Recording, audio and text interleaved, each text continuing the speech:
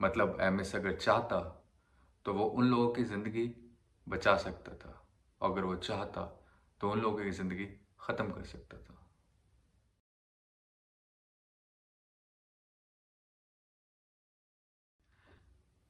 Imagine करो, आज आप ऑफिस जाते हो, आप कॉफ़ी पीते हो, आप फाइल चेक्स करते हो।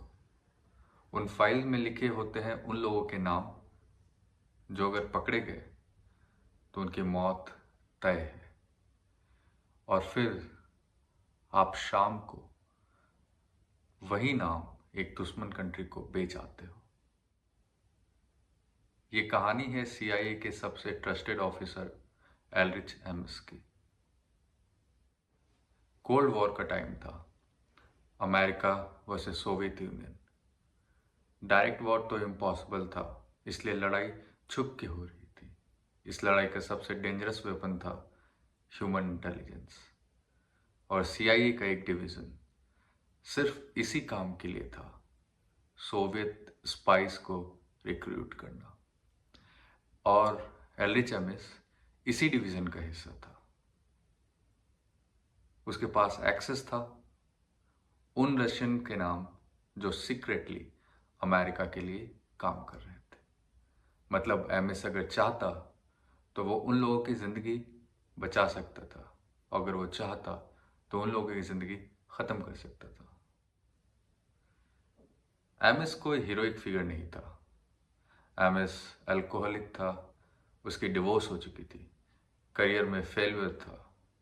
और फिर एक दिन एक लड़की आई, रोसैरो, एक कोलंबियन लड़की जिसे लग्जरी पसंद थी, जिसे एक्सपेंसिव ड्रेसेस पसंद थे, कैश पसंद था और सिर्फ एक अय्याश की ज़िंदगी पसंद थी। लेकिन ये सब कुछ अमेरिका में उस समय सीआईए सैलरी में तो नहीं हो सकता था। उस लाइफस्टाइल के लिए जो सैलरी सीआईए देती थी वो काफ़ी नहीं थी। और यहीं से एल्रिच ने अपने मोरल कंपास को बेच दिया। अप्रैल 1985 में उसने पहली बार खुद की कंट्री, खुद की एजेंसी के साथ धोखा किया। एमएस सोवियत एम्बेसी जाता है, बिना किसी डर के, बिना किसी गिल्ट के, बिना किसी मास्क के, और बस एक इन्वेलप दे के आता है। वो इन्वेलप में था उन टॉप सीक्रेट सोवियत इन्फॉर्मेंट का नाम जो सीआईए के लिए काम कर रहे थे। केजीबी उस वक्त पूरे शॉक में था। केजीबी को एक बैक फ्रंट पे आके उन्हें ऐसा फील हो रहा था जैसे उनकी हार हो गई है। बट ये जो लिफाफा मिला जिसमें इतने सारे नाम थे, ये एक बहुत बड़ा इनसाइडर था। उन्होंने इसके बदले एमएस को बहुत पैसे दिए और कुछ ही साल में एमएस के पास 6.3 मिलियन डॉलर रुपीस हो गया, जो कि बहुत और बहुत ज़्यादा होता है उस वक्त के हिसाब से। और जैसे ही ये नाम केजीबी को मिला, अचानक से कुछ महीनों के अंदर सोवियत इन्फॉर्मेंट जो सीआईए के लिए काम कर रहे थे वो गायब होने लगे। कोई अरेस्ट हो गया, किसी का एग्जीक्यूशन हो गया, किसी को शूट कर दिया गया।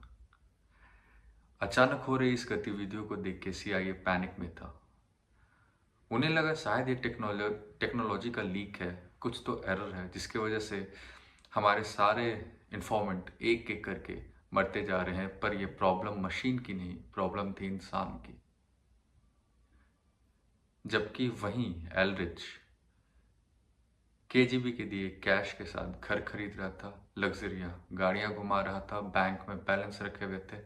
और फिर भी सीआईए ने ना उसे पूछा, ना ही सीआईए को भनक पड़ी। ये कहानी सिर्फ एक स्पाई की कहानी नहीं है, ये कहानी है सिस्टम फेलियर की भी। सीआईए ने कभी उसे उसके फाइनेंस की ऑडिट नहीं करवाई, ना ही उन्हें ये कभी अलार्मिंग और अजीब लगा कि उसकी वाइफ एक फॉरेन नेशन की है। उसके पास जितने भी कैश थे जिससे वो पेमेंट कर रहा था और घर खरीद रहा था, उसे भी सीआईए ने उस वक्त तक इग्नोर किया। बट जब उन्हें यह एहसास हुआ कि ये टेक्नोलॉजी का एरर नहीं, एक इंसान की गलती हो सकती है, तो शिकंजा कसता है। और शिकंजा कसने के बाद जब एफबीआई को समझ में आया, तब तक सीआईए और अमेरिका का बहुत लॉस हो चुका था। लेकिन आखिरकार 1994 में दोनों हस्बैंड वाइफ यानी एमिस और रोसारियो को पकड़ लिया जाता है, और जब उन्हें कोर्ट में पेश किया जाता है तो वो अपनी गलतियां एक्सेप्ट कर लेते हैं। बदले में लाइफ इम्प्रिजमेंट मिलता है, आजीवन कारावास, कोई पेरोल अलाउड नहीं था। और ये दोनों ने एक्सेप्ट कर लिया। ये सिर्फ अमेरिका के लिए बिट्रेयल नहीं था, ये अमेरिका के लिए ग्लोबल प्लेटफॉर्म में ह्यूमिलेशन भी था। द मेन पर्पस कि आज भी ये कहानी क्यों इतना महत्वपूर्ण है, क्योंकि इस बात को बीते हुए लगभग 30 साल हो चुकी है। आज कोल्ड वॉर खत्म हो चुका है, पर स्पाई की दुनिया नहीं, ना ही स्पियोनाज की कहानियां। बस नाम बदल गए हैं। कल CIA और KGB था, आज रॉ है, मोसाद है।